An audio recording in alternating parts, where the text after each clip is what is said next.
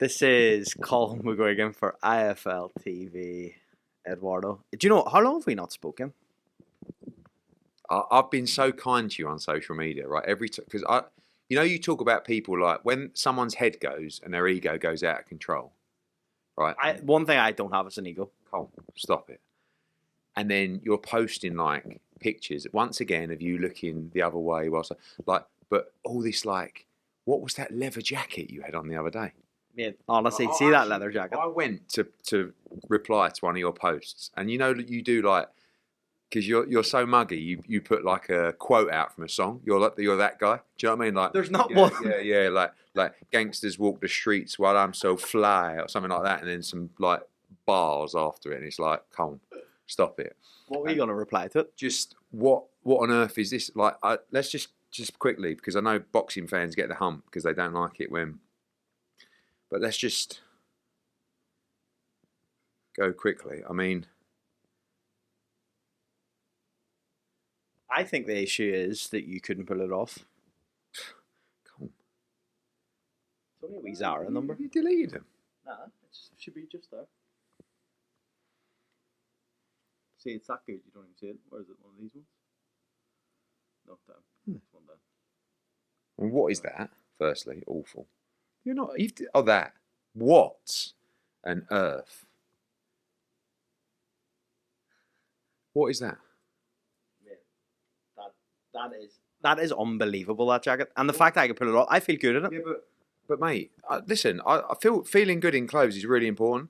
But you also go, yes, that is a leather short sleeve shirt, and yes, I do pull it off. I went to type like who? Come on. Well, I think like you got to be really careful with even wearing a leather jacket now because they're well gone, right? Certain styles, a little bit of suede, a little bit of I don't know what's it called, nubuck or whatever. I don't know. Who wears a leather shirt? A leather shirt. Imagine if I wore a leather shirt. What you would say to me. Okay, today we'll go and buy one, right, in Zara for you, and let's see if you can pull it off. All right, buy me a leather shirt. And I'll put it. Do you want to do it after this interview? We'll go to Zara and we'll buy you that leather shirt. That's where I got it. We're not going to Zara. You're going to Zara. Okay, I'll buy it. What size are you though? Double XL. I'll have to do double XL. Not to be fair. Mate, a leather shirt. Like you've completely lost the plot. I pulled it off though. That's a fact. Right, let's get into it before we get slaughtered in the comments. Firstly, the Rodriguez situation. Obviously, when did you first hear about this? Oh, the FI fight. I thought it meant BAM. I heard about this on. When did we announce it? Yesterday?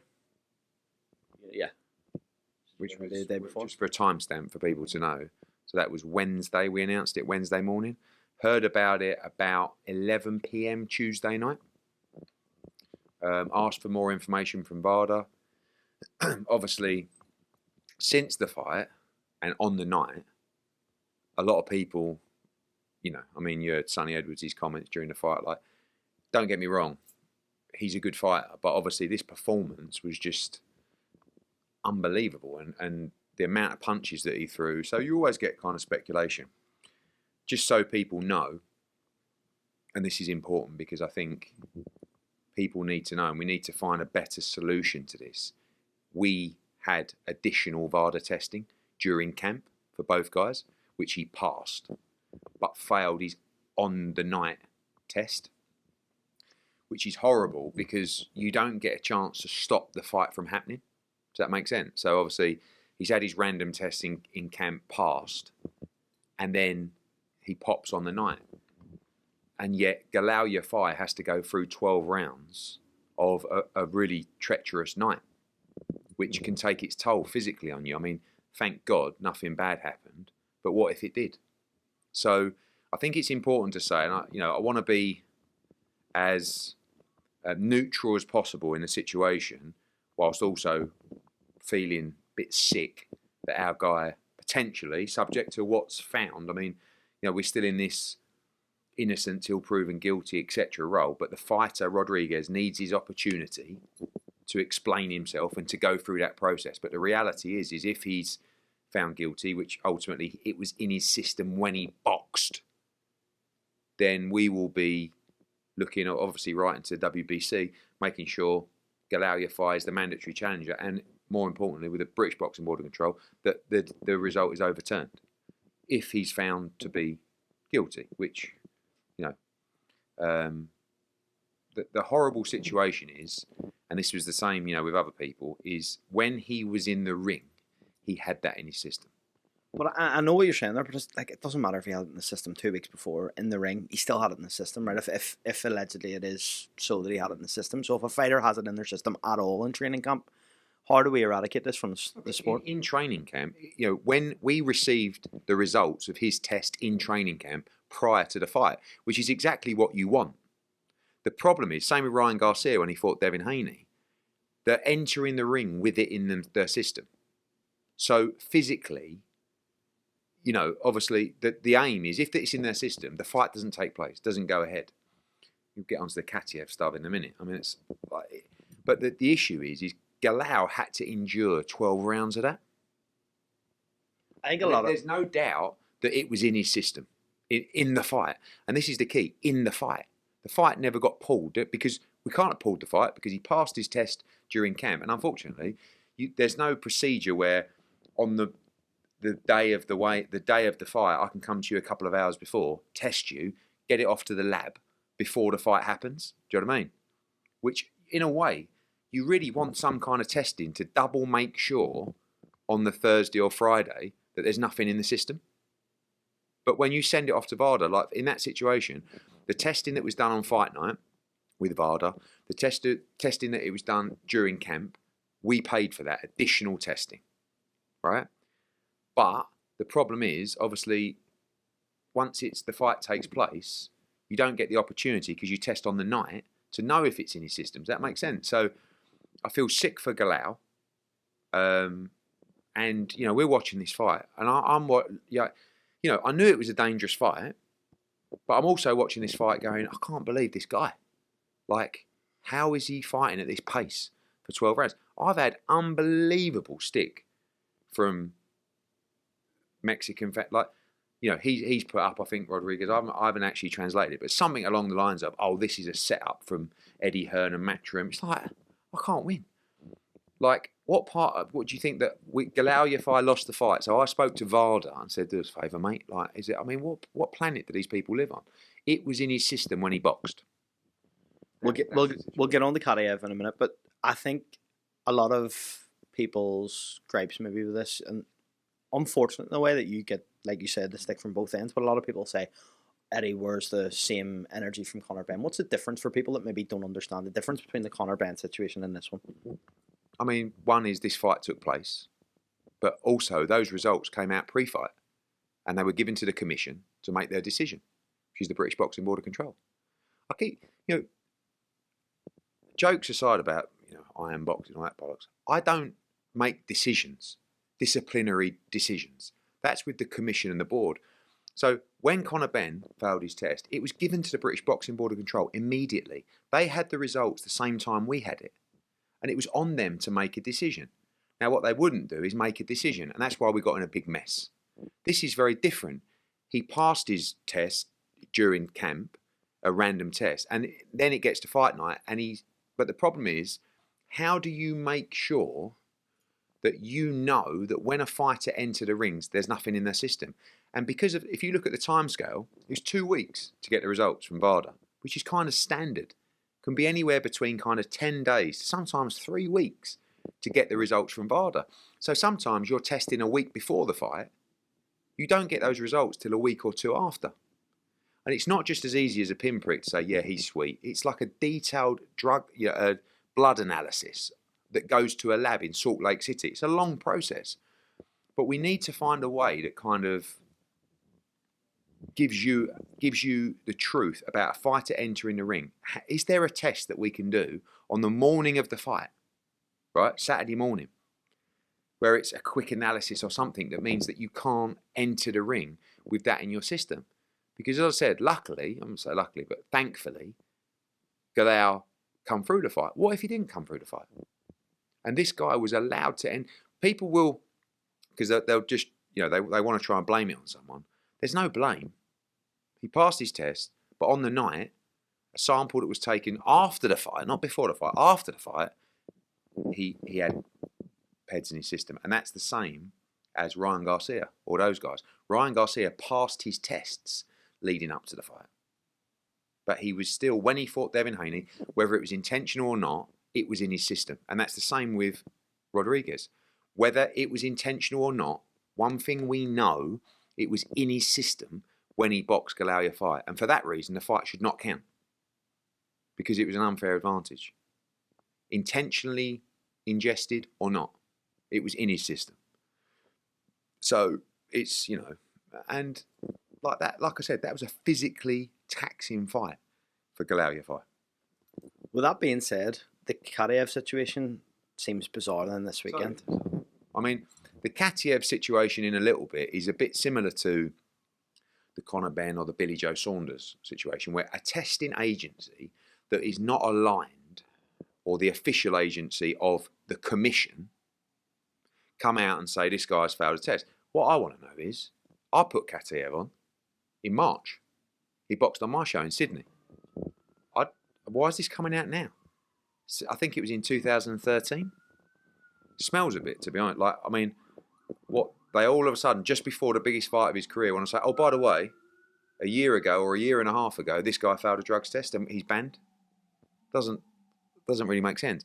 But what will happen in this, it's a difficult decision for Turkey and the promoters of this event, because IBA is saying, no, he's banned. And the New York Commission will say, what is IBA? What is that? What is that testing agency? We follow VADA. Katiev has been tested for this fight throughout with VADA. He's passed every one of them. Right? So the New York State Athletic Commission are going to go, with all due respect to IBA testing, whatever that is, nothing to do with us, you know. But yet he's failed, apparently, a test a year ago, a year and a half. Do you know what I mean? It's very difficult. And in an instance of where there's like the British Boxing Board of Control, who, you know, I know they're trying to adapt in their story and their rules now, but they've always said, same with Billy Joe Saunders, we only acknowledge UCAD testing. Conor Benn's passed all his UCAD tests. Billy Joe's passed all his UCAD tests. And that's what the New York State Athletic Commission will say as well. We follow VADA, and he's passed all his VADA tests. As far as we're concerned, he's cleared to fight. Then it's a decision from the organisers. What are you going to do?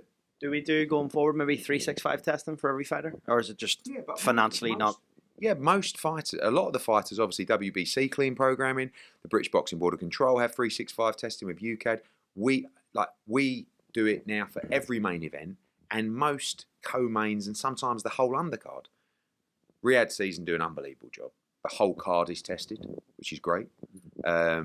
Unbelievably costly for everybody, but it's also unbelievably important, you know. But I think I would like to see a better way to ensure that a fighter is not entering the ring with it in his system. And that's very difficult to do because of the testing period time. You know, just like VADA take the sample, right? Blood or urine. Box it up, you sign everything, they make sure it's packaged, then it gets sent away, normally to Salt Lake City. I don't know how long that takes. 2, 3, 4 days in transit. Gets to the lab, gets put in a room with hundreds of thousands of samples, and eventually gets to the testing phase, and then a couple of days it's reported. It's too long to know whether a fighter is entering the ring with it in their system.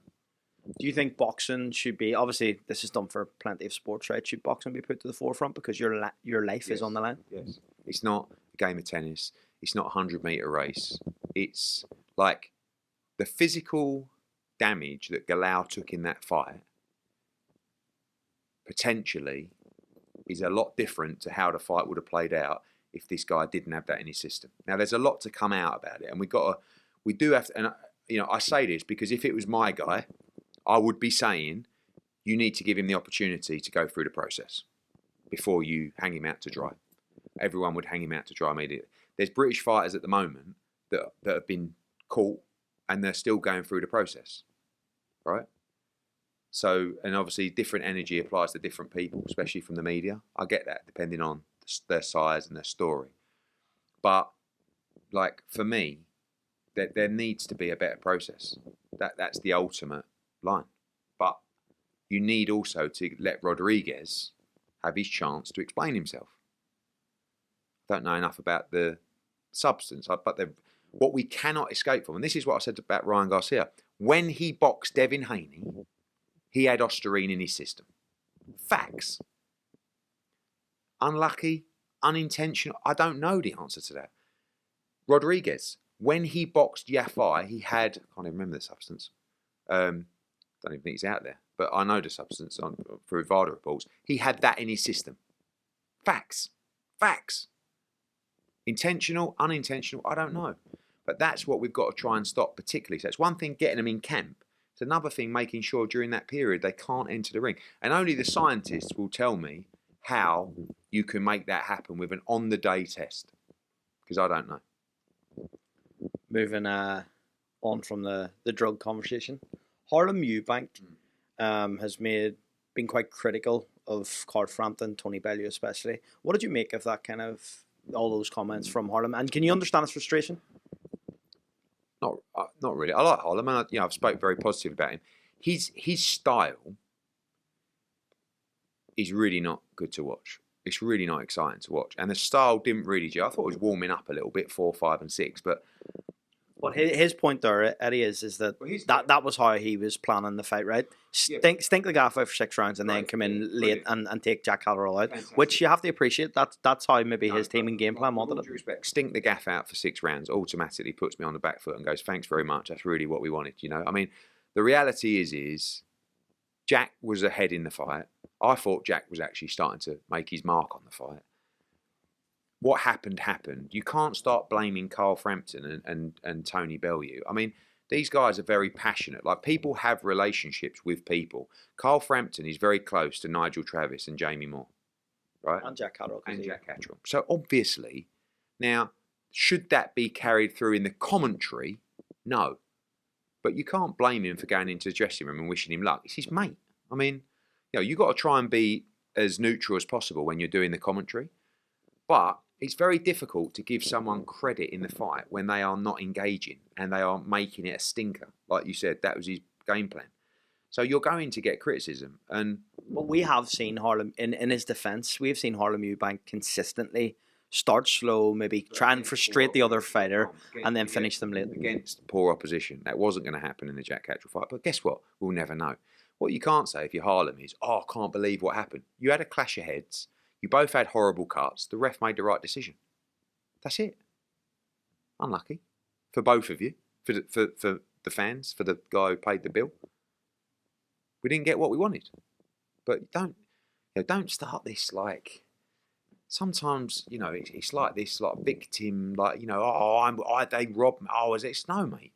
You had the opportunity. You went in there. You ran and farted around for 6 rounds. It was really shit to watch. You didn't try and engage or didn't even really try and win rounds or do anything. But apparently, after it got stopped, you had this big plan where you were going to be the most exciting fighter in the world, stick it on Jack Catterall and stop him. Very unlikely in my opinion. But good luck to you. It's a great story. You had your opportunity to come in there and make a mark and deliver a performance. You didn't really do it. Jack didn't really do it either. I think he was trying more than Harlem was to try and engage. And I think he was getting to him in the last couple of rounds. But it just weren't a great fight. It was a bit of a shitty situation, to be honest with you. But that's boxing. And what you have to do is you have to say, that's done. On we go. Do we want to see a rematch? Fuck no. Who wants to see a rematch? The fight did well. It did good numbers, like with the crowd was good. But it just didn't deliver. No one wants to see that fight again. No one. So Harlem can go back, get his, he's still got a name and, he's a good fighter, Harlem. But easy on the whole, I've been so hard done by road. No, you clashed heads. You were behind. You stunk the place out, but I appreciate you had a plan that all of a sudden you were going to turn the fight around and start being really aggressive. Shame we didn't get to see it. Another Chris Eubank Jr. has now been fined £10,000. They've said that they're not going to commission this next fight until that's been paid. What do you make of that? Does that jeopardise it at all? Because obviously he's got... I don't... his whole agenda was to make everyone realise what a terrible thing he's got to go through to make weight and by us making him fight his natural weight. Conor Benn said it best. Imagine if Conor Benn fought a lightweight. Imagine the stick Conor Benn would get. If a lightweight come up 2 divisions to fight him, everyone would be going, oh, you're a weight bully. And by the way, Conor Benn would be really fucking tight at 147 now as well. And it would be pretty brutal for him to make it. That's what they do. The board do a great job. The board are 100% focused on the safety of the fighter. They're just well off the pace in terms of what is safe for a fighter in terms of weight making. Okay? The way that fighters make weight is via a manipulation of water. Right? So the board say you're not allowed to have saunas. Or you're not allowed to, have a hot bath or whatever. I'm not going to say anything because if I speak, I am in big trouble. But what the fuck do you think people... come on. They know what goes on. Everyone knows what goes on. And by the way, there are safer ways of making it than others. But if you really want to be safe in the weight-making situation, do not make fighters check weight on Wednesday. Because I'm telling you, time and time again, you are making fighters make weight twice. Whatever you say, whatever you think. And that check weigh on the Wednesday is purely designed, in the board's opinion, to be in the safety of the fighter. Just talk to experts, nutritional experts, doctors in that field that will tell you it is not safe to make weight on Wednesday, to rehydrate and then do it again on Friday. And that is what is happening at the moment, right? For certain people that make weight in a certain way.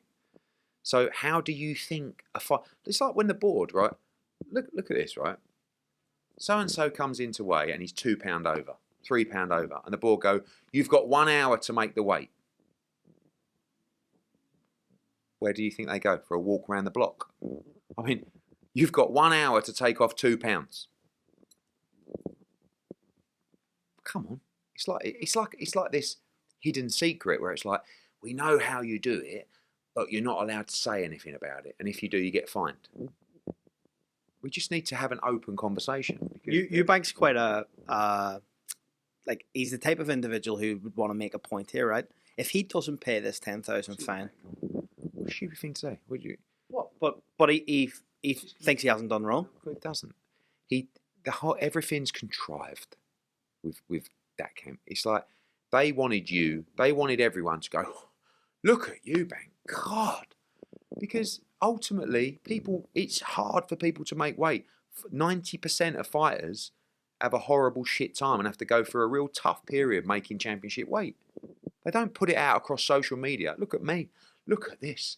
Look at the pain I've had to go through to make this weight. But no one understands that. They just go, wow, look at Eubank. That's a fighter's, part of their fighter job is to make weight. And it's really fucking hard. All these people making weight for the ring card, they're all going through that process that Eubank went through. Now, Conor Benn didn't, because he had to jump up 2 weights and fight a much bigger guy. But if you want to put it out there and you know the rules, which are no saunas, no sauna suits, none of this sort of stuff, and you want to just post it, you've got to know what comes with the consequences. And Eubank's probably pretty happy that he got his story out there of everyone feeling sorry for him about making the weight, and it cost him 10 grand. No problem. When does the press tour start for Ben Eubank too? Frank's got meetings today, Smith, with the ring guys and the Saudi guys to get that all in motion. So won't be long. Let's go through these quickly. I spoke to Jake Paul. He said he spoke to AJ and they've agreed that the fight's going to happen. You smirk there. Is it happening? Is it not? Have you spoke to MVP? Of course it's not happening. But will it happen? Maybe. Look, it's very easy to say, yeah, he's going to have 2 fights. I'm going to have 2 fights. And it's on. Me and AJ, it's on. So far from being on. Would after a couple of fights, would AJ fight Jake Paul? Probably. Why not? What would happen if he did? Oh, it'd be very competitive. Look, it is what it is. But Jake, listen, unless Jake's so deluded, this is the situation. Jake's going to make tens of millions, maybe 100 million to fight Anthony Joshua and get perplexed. And I don't think he minds that. Because he's just, it's all about the big moments, the big risk. as long as the money comes with it. If not, I'm not going to pick the right opponent and beat him. But yeah, I mean, of course, AJ, Jake Paul's not done, but I'm sure they said to each other, yeah, in a couple of fights, let's get it on. But I saw him last night at the Mark Hotel. How was that? It was all right. I mean, I don't say we're not mates, but we've sorted out our differences. And yeah, like they're giving Katy Taylor an amazing opportunity on Friday. You know, I find it quite funny. So like, you know, the whole Turkey and Jake Paul, you know, like I obviously listen to and very close to Turkey. I know what he thinks. I've seen Jake stuff, and then next thing they're kind of like, yeah, in the hotel room, you know, which I think is strange of Jake because he's like a disruptor. And I actually think the Turkey beef for him is quite good because he's kind of going against the grain, which is good for his brand and image. But he conformed, really, by... What do you know about that meeting? What happened? Just let's get together and probably maybe not squash the beef and have a chat. And who knows, maybe they do something together. But do you and Jake have a chat before he went? Or? Just hello. How are you? Everything all right? Spoke to Nikisa. Cool. Looking forward to... I think those guys... Look, you didn't hear me say anything negative about Jake Paul Chavez. I think the guy's improving. I think anyone that says Jake Paul's not good for boxing now at this stage, I think has an agenda. Like, now that he's kind of in proper fights, he's training, he's got a great show on Friday. Good luck to him.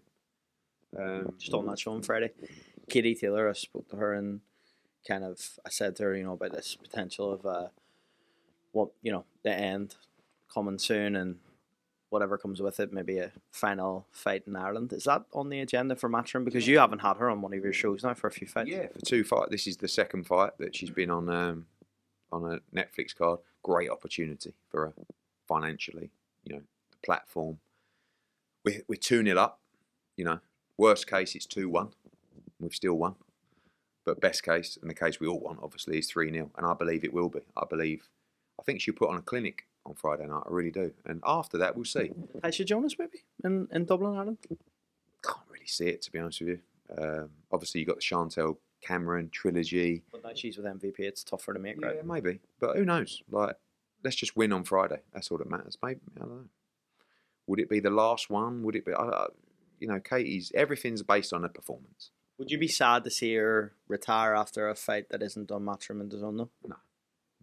Couldn't be prouder of what she's done, what we've done together, the journey. We've built her into a position because of how great she's been, where she's making absolute fortunes, money we'd never, ever dream of Katy Taylor making. And I don't care if that's on DAZN, on Netflix, on IFL. It don't really matter. Give Katy what she deserves. She's getting what she deserves, and that's all that matters. Tyson Fury, the returns on. What conversations have you had? Surely you've picked up the phone now and said, let's make the AJ fight. Why would you not? Because it's not. You don't do that with Tyson Fury. You let him do his thing. And if he wants to fight, you'll know about it. No, I think you're bullshitting me. There's no way you have not had one conversation about Tyson Fury and Anthony Joshua. I mean, not with Tyson Fury. But maybe with Frank Turkey. Turkey Al-Sheikh has said, we want AJ to fight December, January. You know, Fury's probably going to fight, I would think. If he's going to come back, he'll have a fight first. And then we'd love to make that fight. But then they're talking about the Usyk fight. Like, we're not. It is what it is, honestly. There's been no, do you want to do that? Like, it'll happen naturally in a way. As soon as Tyson Fury wants to fight AJ, it will happen within a day.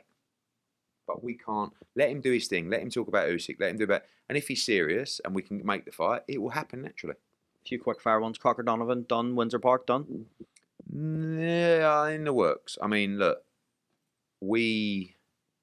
That fight, the rematch is massive, and now with Boots potentially vacating, which is, you know... Well, it's just been announced today.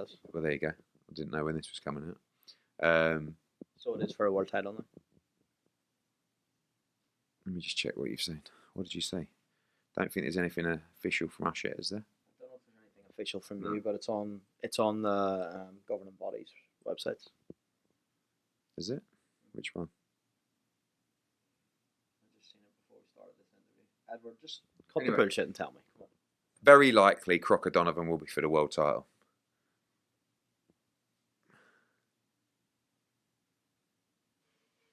Okay. We'll look for an official announcement from us shortly, but very likely Does that mean very likely Windsor Park as a result? With everything crossed, yes. What's the story with the Newcastle show? Will be August, and there will be an announcement shortly. The recording just stopped, so if you can just repeat that about the Newcastle We show. will be going to Newcastle, it looks like, in August, and we will announce the date shortly. Katy out of the Ray Ford fight. What's the situation there? Don't look at me as if there's some sort of underlying. That's disrespectful, Yeah, actually. you know what it is, yeah? So, I'm not saying Anto's pulled out of a fake injury, but all I'm saying to you is they never really wanted that fight. Not bullshit, Edward. No, it's not bullshit, because all you do is sit there in a chair wearing leather short sleeve shirts, yeah? So don't tell me what's true and what's not. I'm not saying Anto was scared of the fight. I'm just telling you it was a fast turnaround, right? They weren't really looking to fight Ray Ford, but the money was great and they agreed to do it. Now, what happened after that, I don't know, but probably he was back too early. Maybe he's tweaked his back, whatever he's done. I'm just telling you that fight took a long time to make because of the time frame, because of everything. So, unfortunately, we now look for a new opponent for Ray Ford, and we wish Anto. Jazza Dickens? We've offered him that fight, but apparently he's got a small injury. Who else is on the radar? Who? Oh, who else? Cortez from Nick Ball again? We'd love the Nick Ball fight, but obviously he'd have to come up to super feather. Before I let you go, I sent you a clip actually a few weeks ago of an interview you done in like 2012 or something. I don't know when it was, right? I've been watching loads of old interviews. So I am, but I'm just, it's coming, right? So I watched this interview and you say to Coogan, very early on in your journey, Coogan, honestly, if it wasn't for boxing, I'd end up in prison or dead, and that's a fact. Who said that? You said Shut that. up, I didn't say that. You? No, I didn't. Mate, you said that. No, I will get you the clip. No, all right, get me the clip. I will find it and get you. What? Like, what are you even talking about? This just shows how much bullshit you talk. Bullshit. I will end up dead or in prison. Unless it was complete sarcasm. No, I never said that. It's not the sort of thing I say. I'm telling you, you One of your said fucking stupid wind-ups. Let's go to the presser and talk ring card Saturday night, because that's the one.